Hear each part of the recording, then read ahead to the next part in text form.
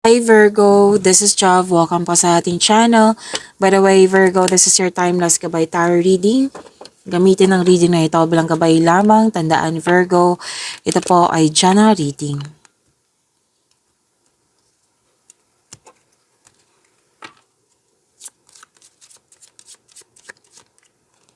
Angel number 1010, growth. Sabi po dito, spiritual awareness is opening you to all that you are ready to see. Your destiny is being fulfilled. Keep your intentions pure with your eyes looking ahead, and you will continue to increase the growth that is here. To attract more blessings, let us say the power affirmation. Let us say, the more I invest awareness in my growth, the closer I continuously become to the outcomes I am seeking. So this is angel number 1010. Okay, this is about growth. Sinabi dito na kailangan magkaroon siya ng clear intention. Sa bawat ginagawa mo, kailangan magkaroon ng clear intention para ma-achieve mo tong goal mo. Okay? At your destiny is being fulfilled. Wow. This is a powerful sign, a positive sign. This is about spiritual awakening, my personal development, at bagong simula. So, maintain niyo po yung magkakaroon ng positive mindset para ma-attract mo tong success na sinasabi dito, itong destiny na sinasabi dito. And trust your intuition and align with your soul's purpose. Okay? So, this is, angel number 1010.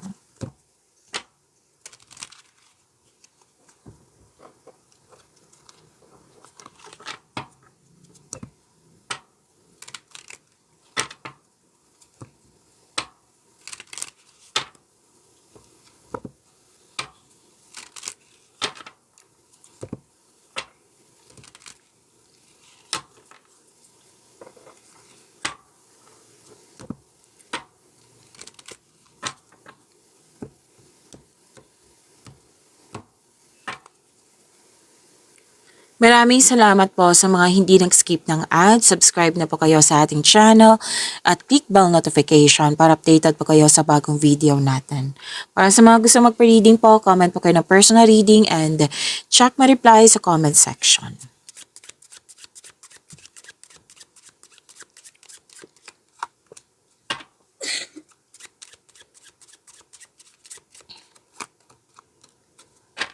May usapin tungkol sa kasal, marriage.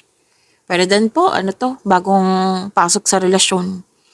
May proposal, engagement, kasal, ikakasal, nag-uusap sa marriage construction. Marriage contract, natawa ko, Virgo, pasensya na. Pwede din bagong pasok sa relasyon nga. Pwede din pong signing of contract ito. Basta nagkasundo, dalawang tao. Yan ang sinasabi dito.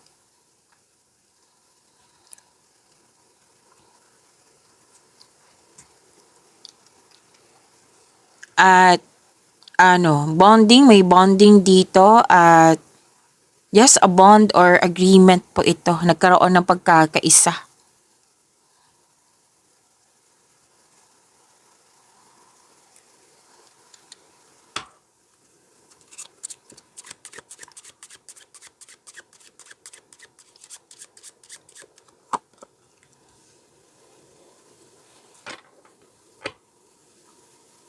Okay. May sabi dito na may usapin tungkol sa retirement. May ganap na senior. Pwede din senior na marami ng experience sa buhay, may nagbigay ng wisdom message sa'yo, pwede. Oo na, pwedeng mentor mo to o elders or wiser. Tapos naka-receive ng wisdom message, may forgiveness na mangyayari. Pwede din nag-o-offer ka ng guidance. Like, may nag-share sa'yo na problema, nag-o-offer ka ng guidance.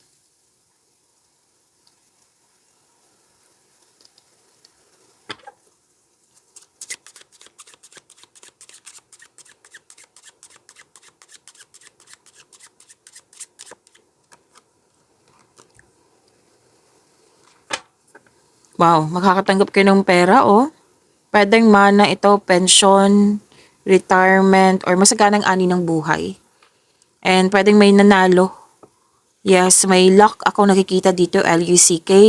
And this is also abundance, increase of sales. Basta may increase dito, pwedeng sa sweldo niyo po or allowance. And this is good fortune, magandang kapalaran po ito. Yes, success and prosperity is within your reach. Wow, ang ganda naman, Virgo. And you are very confident, nagbigay ka ng halaga sa iyong sarili. This is success. Yan.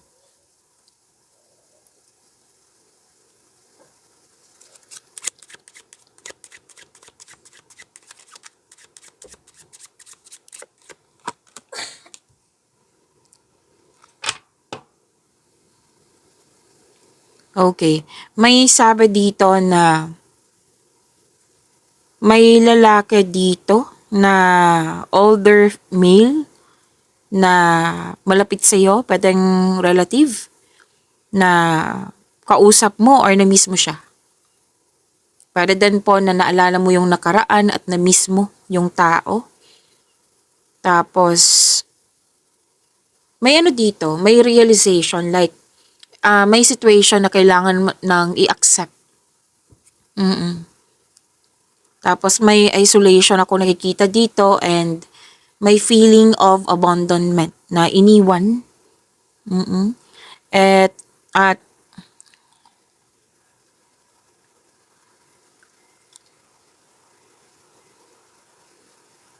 okay, makakatanggap ka ng regalo, tulong, pwedeng nag-donate, pwedeng yun nga, regalo, contribution, rewards.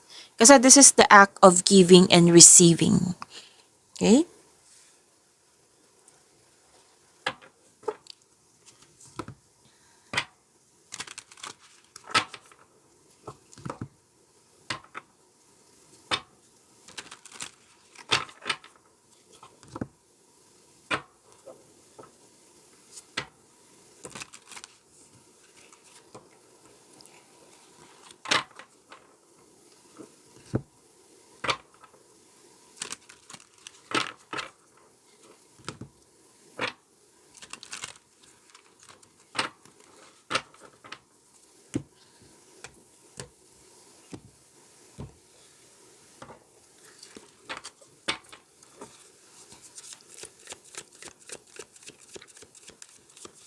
Energy ni Virgo.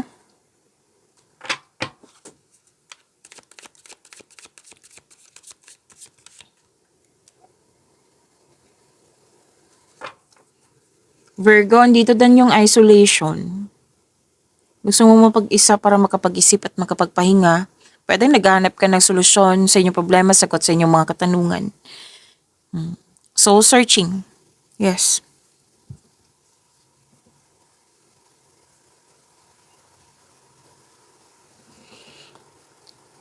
Oh, may mabilisang desisyon, darating na yung inaantay mong mensahe. Wow, may parating na blessings na magbibigay saya sa'yo.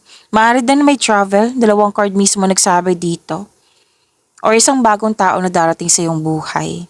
Umiwas pa daw kayo sa toxicity. Sabi ng iyong card, Virgo. At so magiging excited ka sa na-receive mo. Pwedeng may event invitation or may nag-ask sa'yo ng date, travel, excited ka sa travel. At isa o maraming alok o idea ang darating sa'yo, nabibigyan mo siya ng agarang aksyon. So maaaring maging busy ka ngayon kasi excited ka, oh. May exciting new opportunities po ako nakikita dito at magiging balanse or di kaya stability sa iyong kaperahan. Kasi may abundance na sinasabi dito sa inyong kaperahan. Claim niyo po, nag-clarify po siya dito.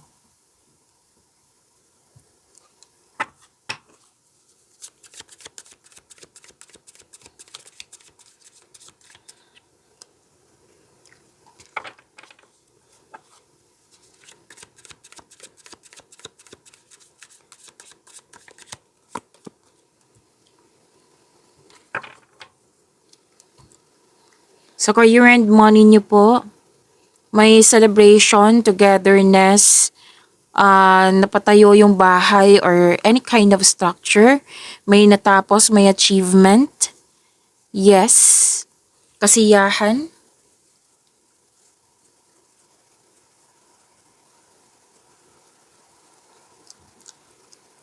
na kumpleto na yung mga ginagawa, tapos na yung proyekto. Sabi din dito na nanindigan kayo at nakatuon kayo sa layunin nyo sa buhay. At, andito pa rin. Virgo, umiwas po daw kayo sa toxicity kasi may away-away din dito. Pero kung kaya mo na, ihanda mo yung sarili mo na ipagtanggol mo sa anumang paraan. Syempre, dito tayo sa legal na paraan. Okay, sa right na paraan. At kung maaari, kung hindi kaya na masyado na talagang toxic, then pause mo na, iwas mo na. Oo. Sabi kasi ng card dito, dalawang card mismo nagsabi. At dalawang card mismo nagsabi dito na magiging excited ka sa dumating na opportunity sa iyo, na bibigyan mo siya ng agarang action or reaction.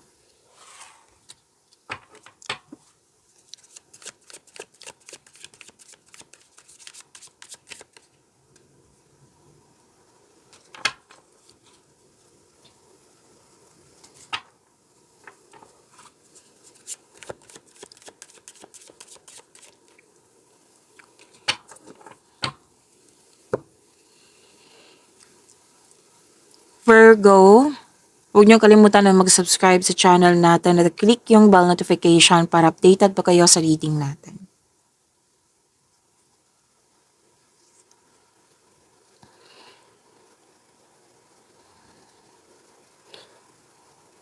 Okay, andito po yung growth. Andito po yung growth, sinasabi ng inyong angel number 1010 at dito din, growth and expansion kasi to. And you've met someone exciting through friends or sa mga activities. Sa mga single dyan, na mamimit mo siya, yung the one, through friends or sa mga activities. Sa mga marelasyon sa buhay mag-asawa, may travel plans or meeting someone special while on vacation po. Andito rin po yung gathering together with friends or mag-participate kayo ng group activity.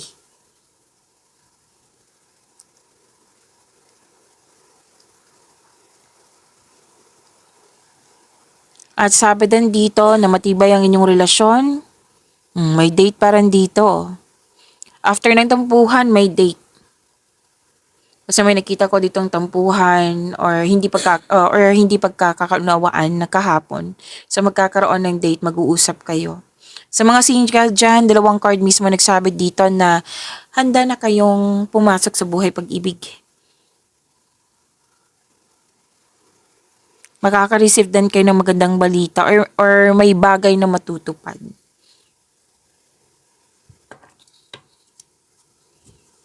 May bagong pasok sa relasyon dito. At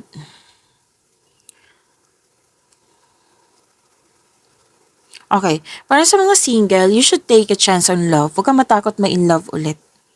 Para sa mga relasyon, sinabi din dito at dito din na may tampuhan the other day. Ang advice ng card dito na leave the past behind. It's never too late to begin again, mag-usap at magpatawad. Pero magkakaayos kayo kasi sinabi din ng card nyo dito. Pwede may uuwi. May uuwi kasi akong nakikita dito or travel. And sa mga single, wag niyong madaliin din na magkaroon ng relasyon. Kailangan magkaroon ng same vision for the future upang sa gayoy magkaroon kayo ng healthy relationship soon. Sa mga relasyon sa buhay mag-asawa, wag niyo daw i-pressure yung relationship niyo. Kailangan nyong magkaroon ng vision for the future, mag-create ng solidong foundation, mag-establish ng kahit anong plano before taking this relationship to the next level. Kasi gusto nyo magkaroon ng growth sa inyong relasyon. So, gawa muna kayo ng vision for the future. Solid foundation. Establish any plans. Yan. Pagyamanin niyo po yung blessings na binigay sa inyo, Virgo. See you tomorrow. Maraming salamat po.